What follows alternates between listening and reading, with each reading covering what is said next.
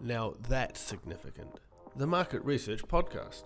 There's been a lot of theory on AI and much more than people remember too, especially that which preceded the introduction of generative AI in the world. There has been just as many experts sharing their views on the subject too. As with many topics, it's always a valuable endeavour to hear from those who have been in the trenches, and AI is no exception. Hi there, I'm your host, Michael Howard, the head of marketing at InfoTools, and this is Now That's Significant, a market research podcast. Today we're joined by theoretical neuroscientist, entrepreneur, author, and mother of two, Vivenne Ming. Vivienne, thanks for coming on the show. It's great. I'm looking forward to the conversation. Yes. Now, given my introduction, it's worth extending that introduction a little longer just to help paint the picture for today's talk, which hopefully you'll come away with knowing it was anything but a theoretical dialogue on artificial intelligence. Vivienne is featured frequently by the Financial Times, The Atlantic, the New York Times for her research and inventions. Her AI inventions have launched a dozen companies and non-profits with a focus on human potential, education, workforce, and health. A self-described professional mad scientist, Vivienne founded the Human Trust to fight some of the world's most pressing problems, and she travels the world sharing the stories of these astonishing projects.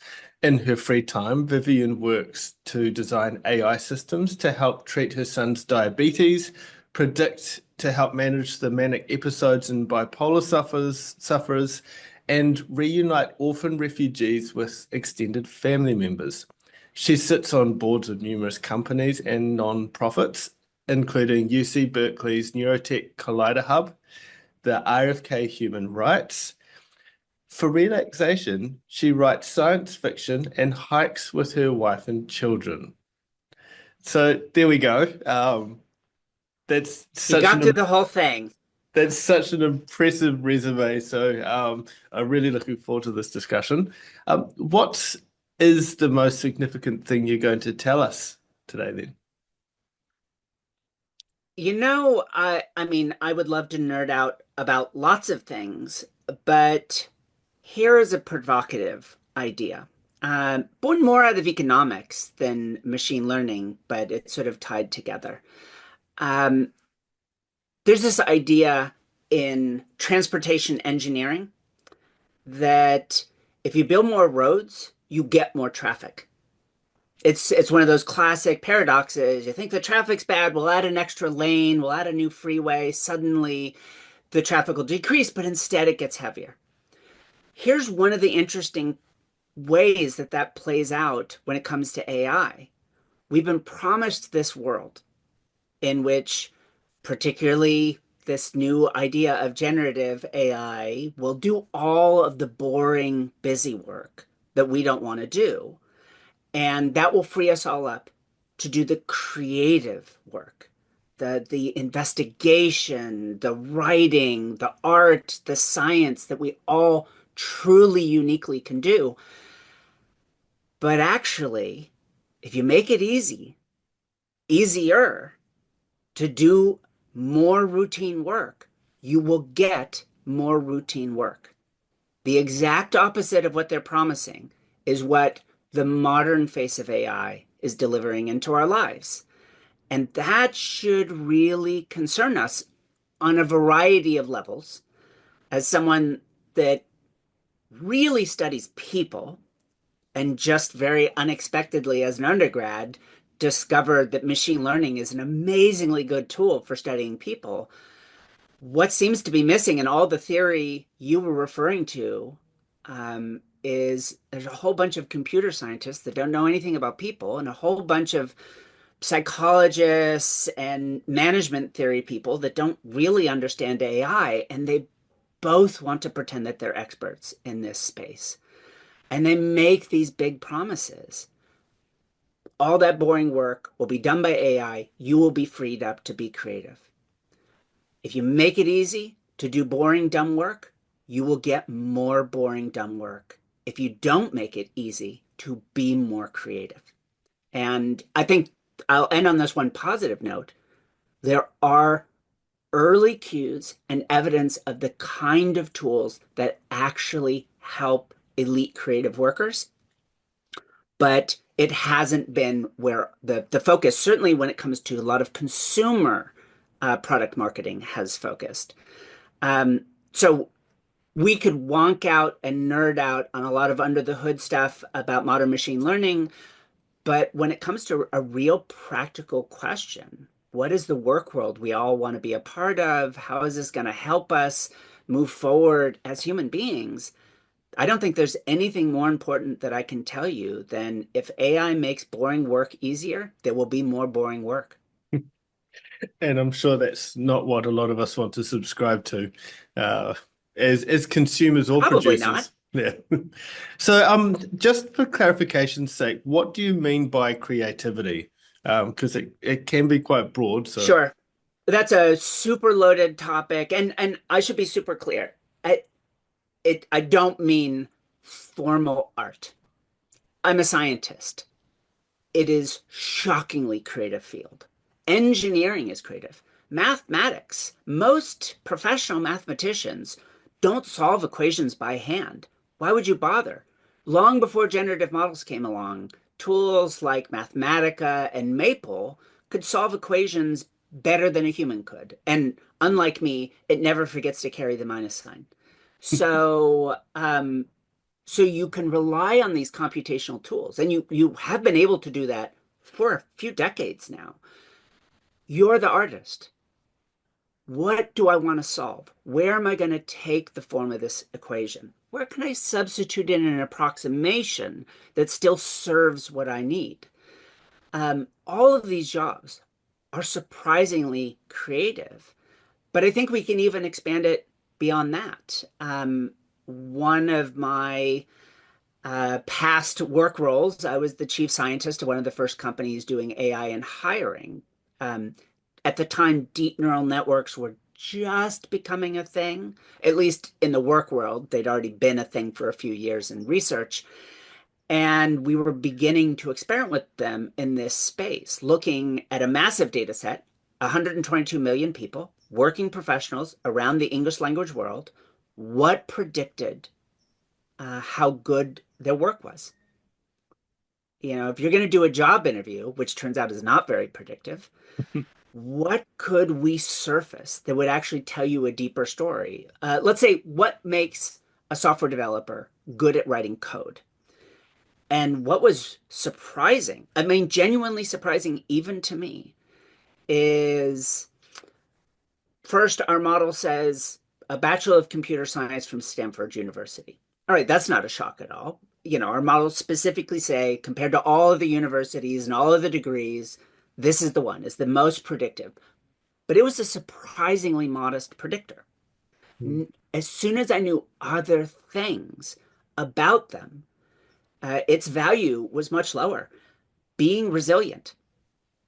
Amongst the 11 million working professional software developers in our data set, resilience was a bigger predictor of the quality of their code than a Bachelor of Computer Science from Stanford. That's a huge finding. mm, And then here's the one that really surprised me. Given my work on human beings, that doesn't surprise me. Here's what did. Social skills were equally predictive for software developers as for salespeople. well, I will be honest, they were much less common in software developers than salespeople. Um, but interestingly enough, software, when you look at it as a creative endeavor, is a social endeavor. You're building things for people, you're building things with people. You're very rarely are you writing code in a bubble. You know, maybe if you're the lone developer at a startup, but even then, someday you're going to have to hand this off to somebody. Who wrote the best code? And we had Atlassian and GitHub were on our board, so we had all of the world's open source code to analyze. So these are not small data sets that I had a chance to look at. By the way, that's a little sub story about the yeah. value of AI. Like all of that research would have been impossible without AI models to do the analysis, to analyze the code, to run psychometric analysis. Again, we can nerd out about all of this stuff. Or take a few Um, decades.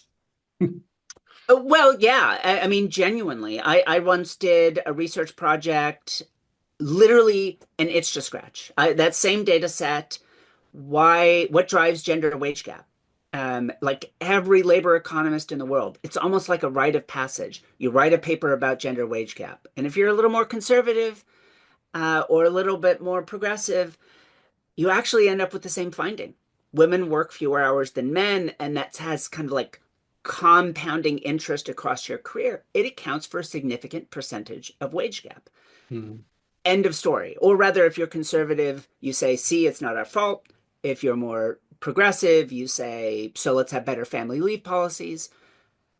If you're me, you think, why? Why would all of these hardworking, rational women choose to work fewer hours, surely knowing it would hurt their careers? So I built a bunch of web crawlers with a bunch of little attached ML models, and they crawled through the websites of 60,000 companies. And 2 days later, I had a novel finding, which was essentially um, the more faces of women in the leadership team, the smaller the wage gap. When younger women had evidence that their hard work would pay off, they put in more hard work. It was almost literally that simple. Could you imagine how many years and the army of research assistants it would have taken to have done that work, even 5 years prior to when I took this on? And yet 2 days later, I have my initial results. So there's these great stories about what AI can do, but I think that one might even be misleading. It didn't do the busy work, and I did the creative. Rather, it was a dynamic. Hmm. I was constantly updating these models. I was changing what it was looking for, tweaking the parameters. It would bring back insights, and I would adapt it. The way I often put it is, and this is particularly relevant to LLMs, large language models, large multimodal models, the new class of models that incorporate all sorts of different modalities like images and sounds, is uh, these bots know everything. As I'm sure everyone listening in knows, they can pass medical licensing board exams, they can pass bar exams for becoming lawyers, they can do all these amazing superhuman things. Not separate models. One model can do all of them at the same time. They know everything. They understand nothing. Um, and I am shocked at how many experts, and I can say so-called experts on one hand, but I actually mean legitimate experts, but not experts in people, will get up there and say, see, these are reasoning machines that are solving problems in a creative way. It's really clear, and again, we could go through a whole lot of research here, that they're not. They are intelligent in ways that we are too. They're amazing statistical learners, superhumanly so. And what they can do is an astonishing boon to humanity. But if you think they will magically solve your problems for you, they won't. So that part of it, they understand, they know everything, but understand nothing. The understanding is us. Hmm. So when I talk about creativity, I'm using the term loosely. And what I really mean, I will try and tie it down. There's a great structure to this that I write about in my upcoming book: ill-posed questions and well-posed questions. Well-posed questions have explicitly right and wrong answers, or at least better and worse answers. And so if I ask a student a question on an exam, if it's well posed, you could do a multiple choice. There is a right and wrong answer, and I can clearly and easily grade that.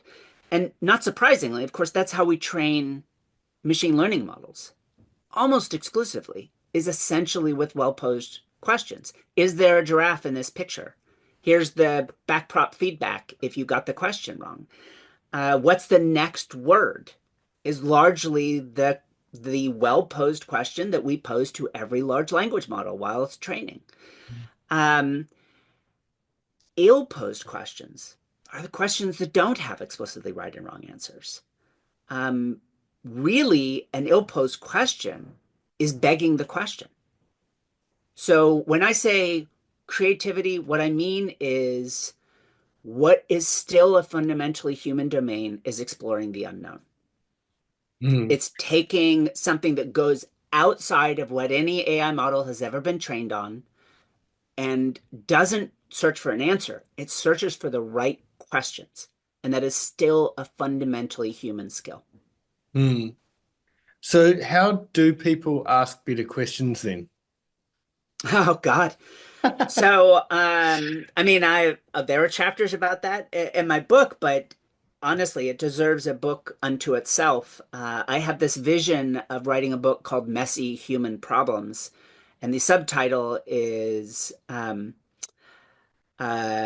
All Messy Human Problems Only Have Messy Human Solutions. And so there's a couple of ingredients here. One is get comfortable with uncertainty. If you're searching for right and wrong answers, then you're basically competing directly against a superhuman robot that's better at that than you. If you're not comfortable with uncertainty, then I don't know, the future is going to be challenging. And I think we need some honesty with ourselves about that. So that's easy to say. How do you do it? And there's a lot of things we could think about in education as parents. But when you're talking about yourself, I think a lot of this boils down to, um, let me put it this way. During lockdown, I had the chance to run a series of experiments. First, I read a whole bunch of research and ran a series of experiments about what makes the smartest teams. And the takeaways are really clear. But core to this discussion, part of what makes people find the right answers, the right questions, I'm sorry, the right questions is they think hard into themselves and think, given the question or the sort of base level question we're addressing, what do I know about this problem that's different than anyone else in the whole world? The answer that I think we'd all give is the answer GPT will give. It's the answer Gemini will give. It's the answer Claude will give. Whatever a group of experts would completely agree on, we all get that for free in our pockets. So if you want to know how to ask better questions and explore the unknown, you need to start really understanding, what am I uniquely bringing to this problem? What do I have to say that no one else in the world would say? And to make it a little bit less expansive than that, you could be a little bit more direct.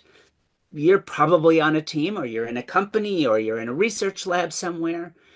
Given that concrete group of people, what am I uniquely bringing to this? Uh, because again, all the stuff we kind of boringly share, we get for free now, or close enough for free, given that it takes, you know, 60 seconds for GPT to analyze a legal contract and spit out a perfectly reasonable assessment of it. And it takes a professional lawyer 90 minutes to do the same thing. Effectively, it's for free by comparison. That's some Mm. published research. So, what are you uniquely bringing? And here's where that comfort with uncertainty comes in.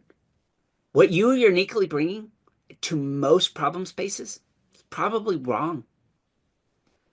But that's what I need out of you.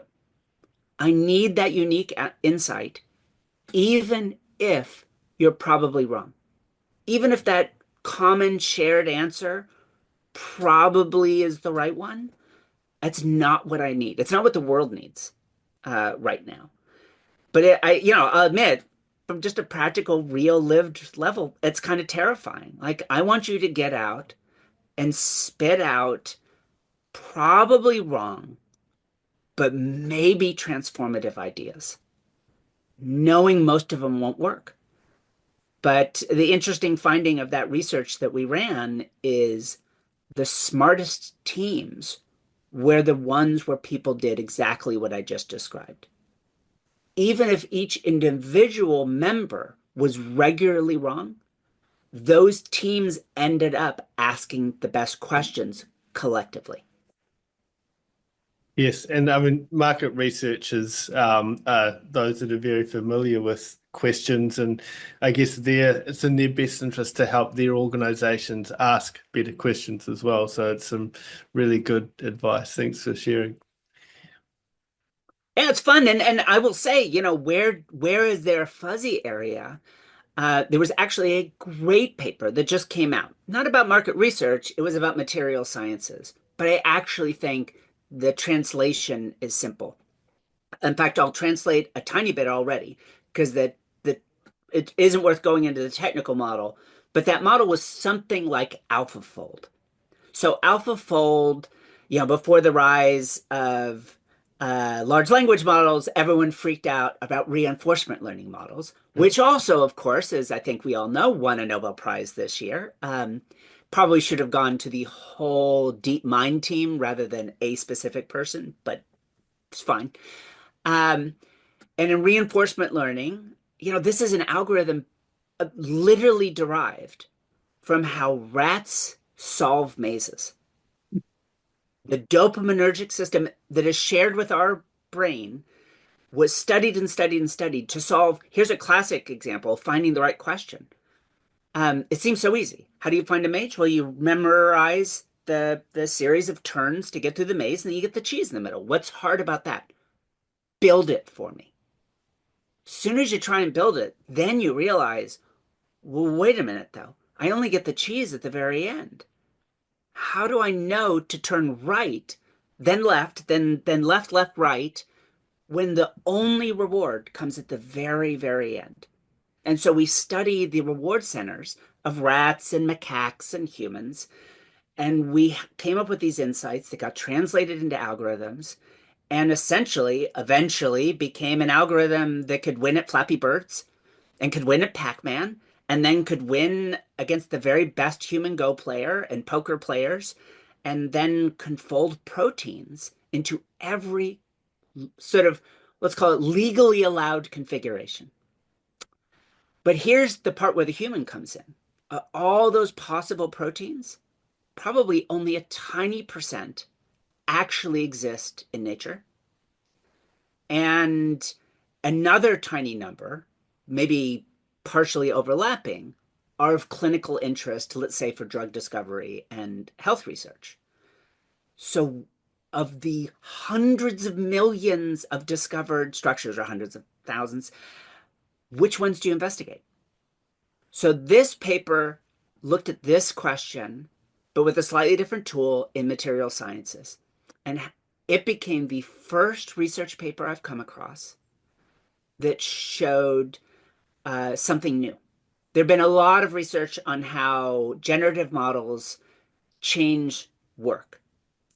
But interestingly, they all share the same basic form, which is they almost exclusively only help early career, lower skill workers.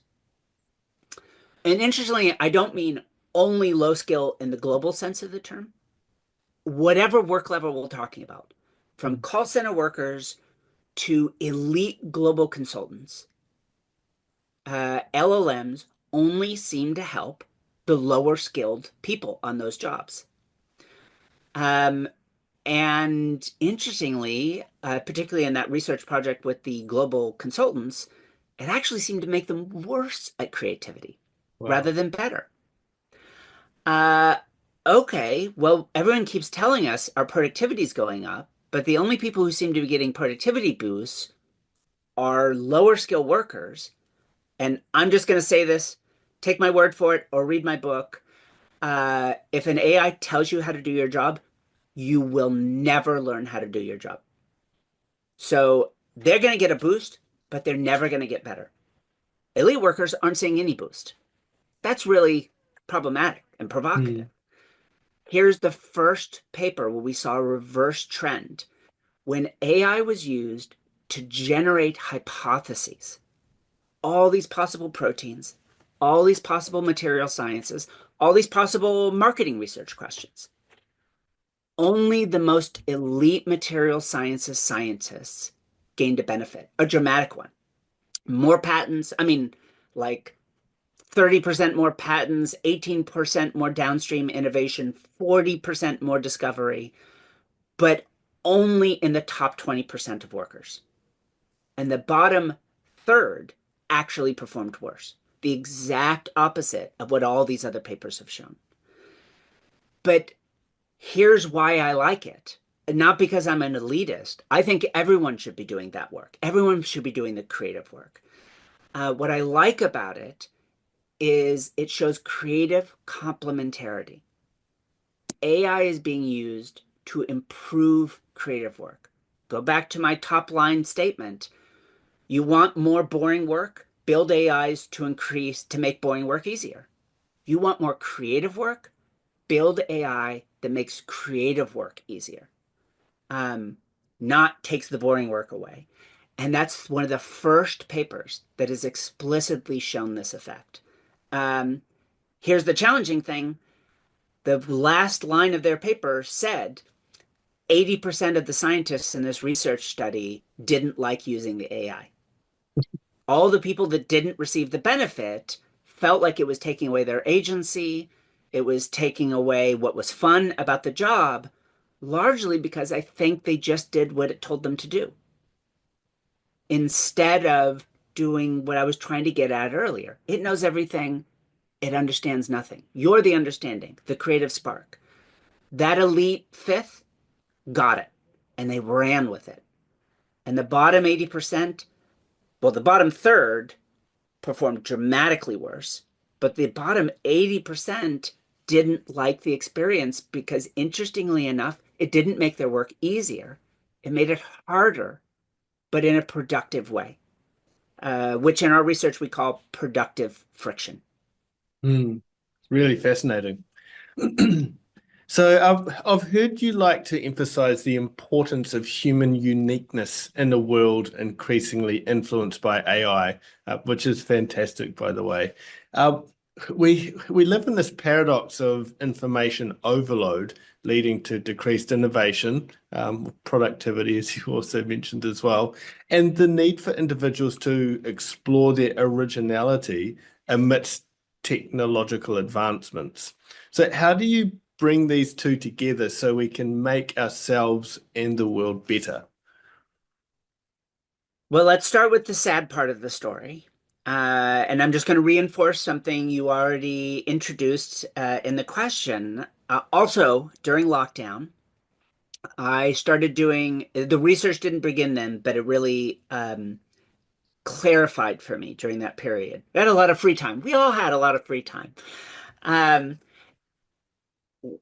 we began looking about that very question as information rates increase, or another analogous way of thinking about it as the cost of information decreases beyond a certain threshold, something really startling and for me terrifying happens.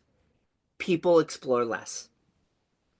And I don't mean they explore relatively less, like within a subfield of science, it goes from 100 papers a week to 1,000 papers a week. So you go from 20 to only 100. So relatively you're reading no, you go from reading 20 papers a week to reading 10 papers per week. And when I say you, I actually am citing specific research here. These are scientists in this research as the rates of paper release within subdisciplines of science increase past the threshold and literally keep increasing exponentially. Scientists whose whole job is innovation explore less. And then you can look at popular music as the number of songs released increases exponentially. Sure enough, people start listening to a decreased diversity of music. And you can run through this whole list of things. So we call it the information exploration paradox. And it is really genuinely one of the more terrifying things to have come out of my research and other people's research in recent years. How do you break this?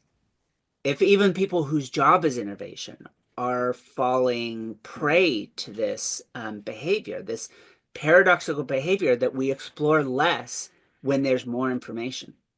If you were curious, what do people do? We herd around safe answers.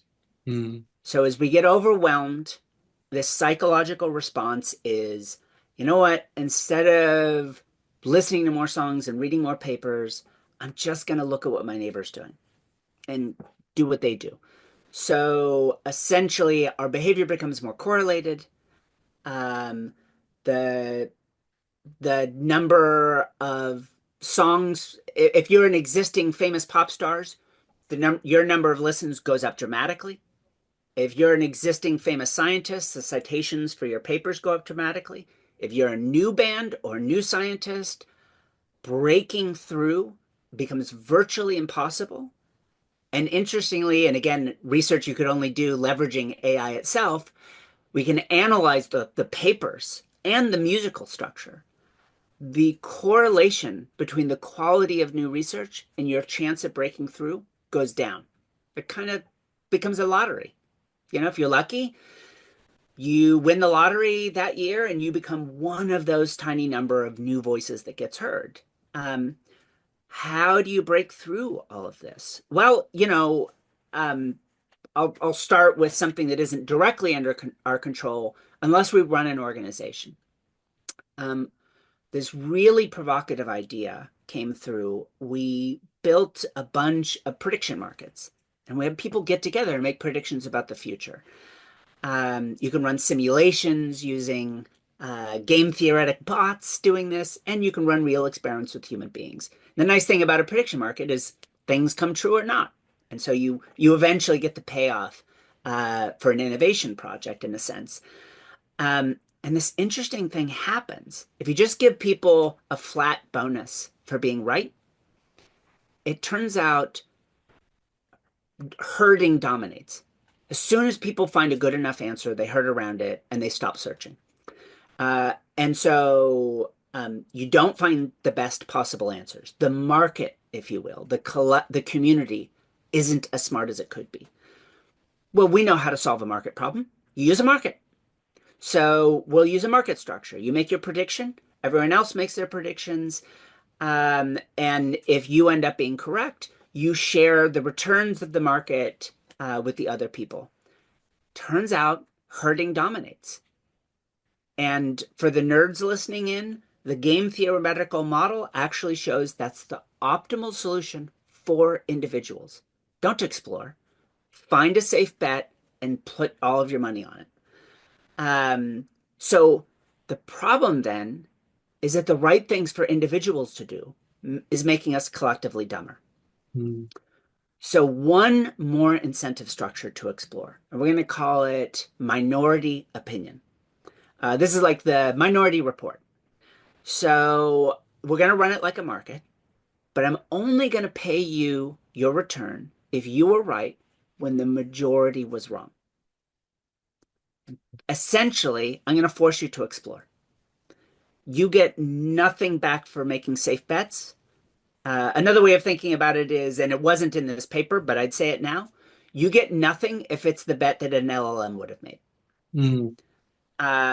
You only get a payout if you were right when the majority was wrong, and we can substitute an LLM for the majority in this context. Uh, Suddenly, the collective intelligence dramatically increases. It is so much higher than the rest. And when we look at human behaviors, two interesting things emerges. First is what we're talking about. The first things people ask themselves is, what do I know about this problem that nobody else knows? So I'm going to go explore that part of hypothesis space. And what's fascinating, particularly if you're a market researcher, is if you ask people in those other games, did you explore all the possibilities, all the questions, all the hypotheses? Oh, well, of course I didn't explore everything, but 70, 80%. No, they only explore like 20 or 30%. And everybody explores the exact same 20 or 30%. As soon as you put minority opinion in, you actually get 70 to 80% coverage. There are still questions nobody asks, but that now it becomes much less common. People explicitly go out and explore. The other interesting behavior is, well, not everyone has a unique insight on every problem. But I loved this.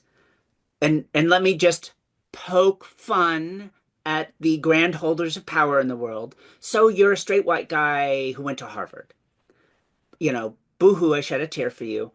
Everyone's always bagging on you, but you realize in this case, most of the other people playing the game are also a bunch of straight white guys that went to Harvard.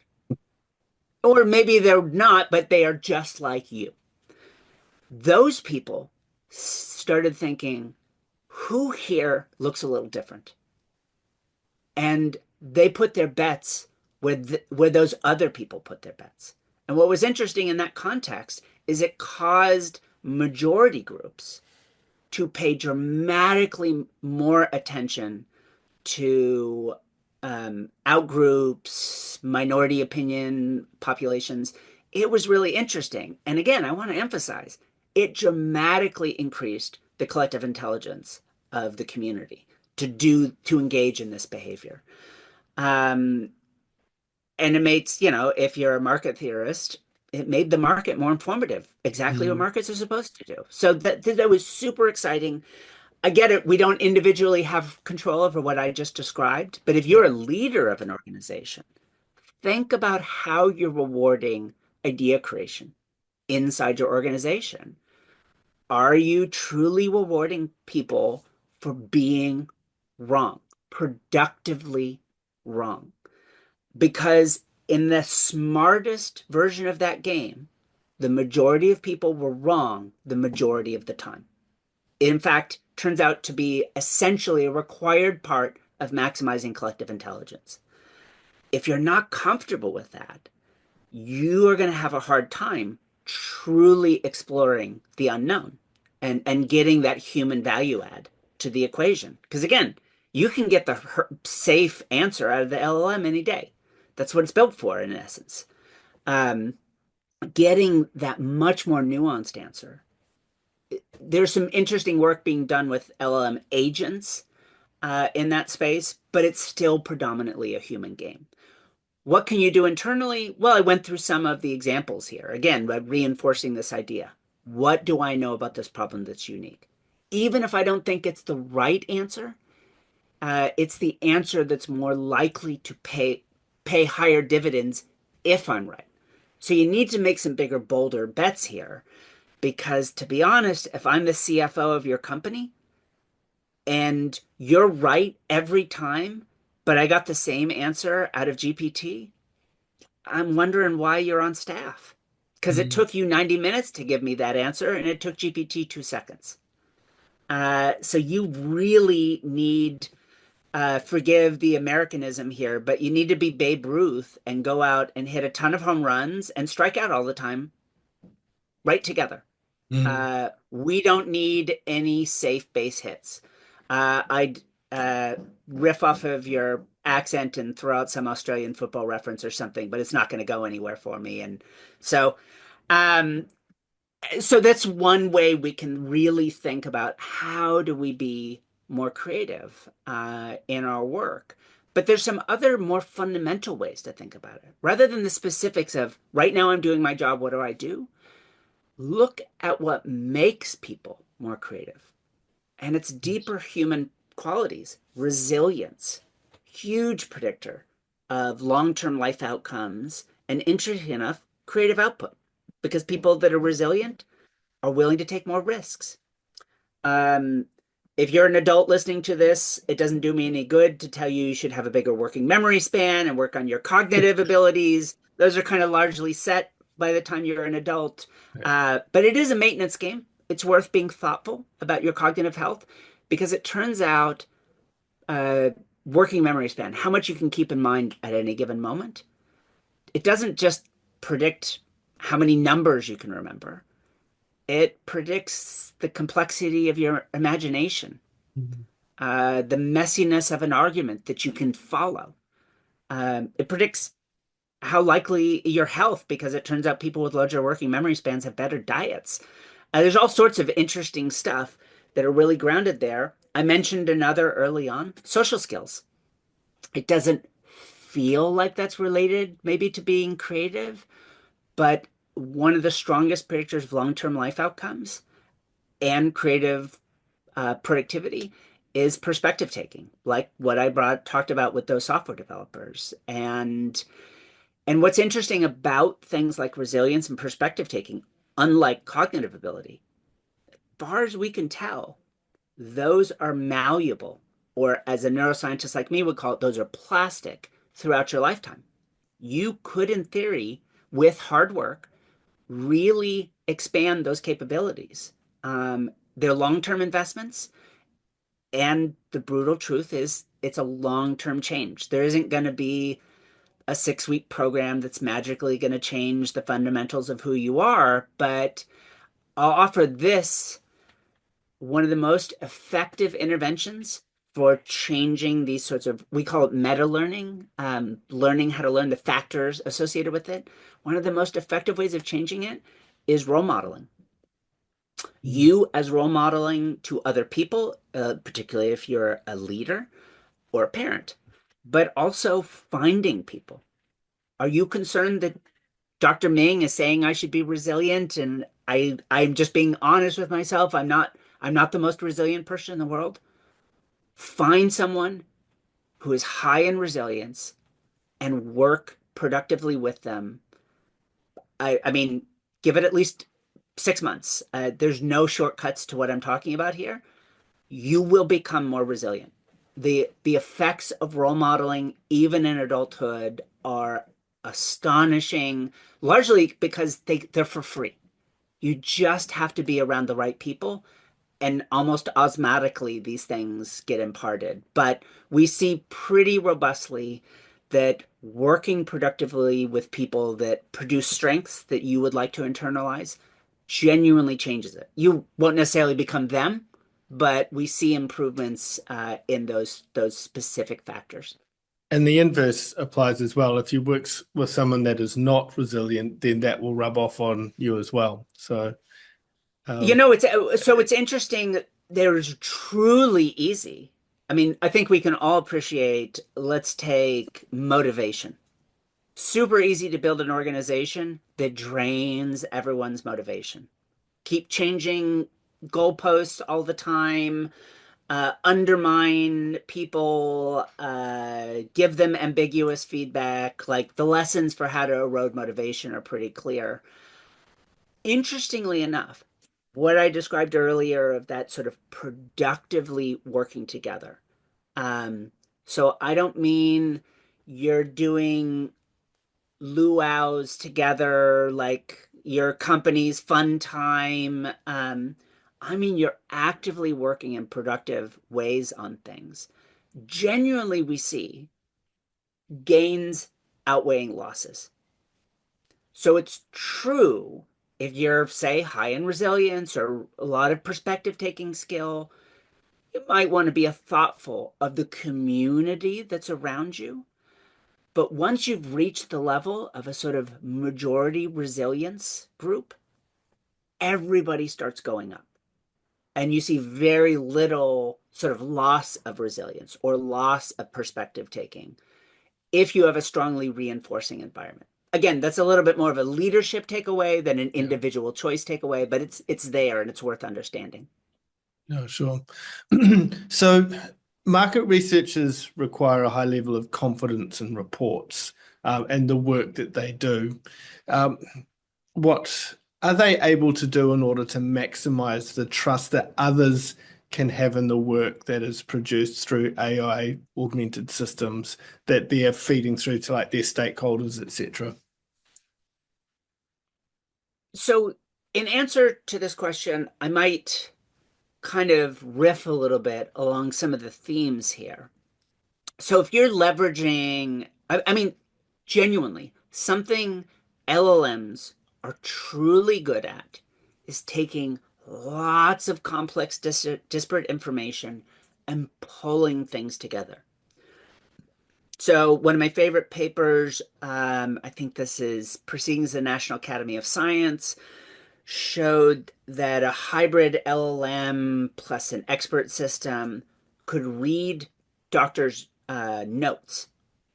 Um, and what they found was if they got independent notes from multiple doctors looking at a patient, they could compare the sort of wisdom of crowds. What if we just took those notes and we treated them like a vote? What's the diagnostic accuracy? And I think it came out to something like 39% accurate. Hmm. Better than better than the average doctor, but it was still a little bit underwhelming. So then they had this AI system, uh, and it didn't interview the patients, it didn't pull in their medical records. It simply took the notes from the doctors, integrated them together, and produced a diagnosis. And it is almost double the accuracy of the average and outperformed the best performing doctors. And what was interesting about what it did was a lot of the time it agreed with the wisdom of this medical crowd. But often it did what I've been extolling. It went with the minority opinion. But what it would do is say, these three doctors that thought it was this sort of classic presentation of cancer, they noted in their notes these interesting symptoms, but ignored them. If you pull those symptoms together with these minority opinion doctors, this is the right diagnosis. And it was dramatically better. So there's real value, particularly if you're doing a lot of qualitative analysis. You're doing lots of customer interviews, let's say, to bring this in, or you're analyzing a lot of social media feedback. Leverage these things to bring in these clues, but then appreciate a couple of things. One, and this is hard to get across because it's a little wonky, but LLMs seem very human, particularly in that chatbot format. They're not. They're sort of like the collective mass of intelligence of the internet with all of the long tails of human experience removed. That's most demonstrable because if you train LLMs off of LLMs, eventually they collapse and they just start spitting out gibberish because they keep losing those long tails. Turns out those are so crucial to productive human experience, particularly creative human experience. And they very naturally kind of chop it off. They're right in the middle, the center of mass, as essentially as a fundamental provable part of all machine learning systems. Um, so your job, if you really want high confidence and you're making certain the LLM isn't essentially hallucinating, well, this center of mass describes everything that's going on, or it's bringing in things that weren't in the original data set, is take its insights and then essentially ask yourself that same question. What might be being lost? I've got now this core insight on this problem, but it's almost certainly losing the kind of long tail of experience, which could include, for example, that long tail evangelist that loves your product and will go out and praise it, but isn't really getting picked up in your analysis because their usage behavior just doesn't fit that sort of median use case. Um, so that sort of stuff tends to get lost. I think being human in the space of market research means you're probably going to have to go hunt for that long tail of the feedback because it's getting the edges are all getting rounded off by the LLM. Um, and sometimes if you're asking it really esoteric questions, uh, even its core insight will be gone. And that's where you need to push back. I mentioned the research paper with these consultants. They were BCG, if that matters to anyone. And the main really big unique finding in that paper was those low experienced, low-skill consultants got all the big boosts. So they had to analyze some spreadsheets, produce a report, produce a presentation. And their analyses were better, their reports were clearer, they were rated as higher quality work. But then there was another question. What would you advise your hypothetical um, company to do about your analysis? And there, the people using the AI performed worse than the people that weren't. Even though supposedly their reports are better and their analyses were better, the general failure state was they just did what the AI told them. So if you really want to be confident, you've got to push back. I'm going to give you, for me, not a metaphor, but I hope it's a metaphor that works for you. You know what? A part of my life that is a regular experience in which people know everything but understand nothing. It's my life as a professor. My graduate students, their research projects are 24/7, 5 to 7 years of their life. They are the world expert on that question, at least a couple of years in. And they're all brilliant. But they understand nothing. They've just started their research career. Why should my 1 hour a week observation be worth anything? Because I've been doing this for 30 years. Because I've seen all the ways good ideas fail. I know the breadth of research, how it touches on things outside of their immediate areas. My job is what I'm saying your job should be, working with an LLM. My job is context. It's insight, it's uncertainty, it's meaning. Their job is knowing the literal facts and the equations. And it turns out that is immensely productive. And I think if you took that kind of relationship, so in a follow-up research that hasn't been published yet, I don't believe, from the group that's a group at Harvard that did that initial BCG study, they found if you broke out on that creativity problem, what should your client do given your analysis? The far and away, the worst performers, the terrible performers, they called self-automators. They simply took the job, they gave it to their AI, and then they passed along whatever the AI said to their bosses. And they all did terribly on the creativity task, as you can imagine. They didn't do that great on the original task either. The next were the centaurs. They decided they broke everything into an AI task and a human task. The AI task was the boring stuff. The human task was the creative stuff. If the AI gave them an answer, they either took it as it appeared and incorporated it in their report, or they ignored it. So at least they're a little bit more dynamic than the self-automators. They did okay, not great. The last group were the cyborgs. Everything was a fundamentally human AI collaboration. And they pushed back. No, you got it wrong. You misunderstood what I asked you to do. Go back, do the same analysis, but now think about this. And that's exactly what I do with my students.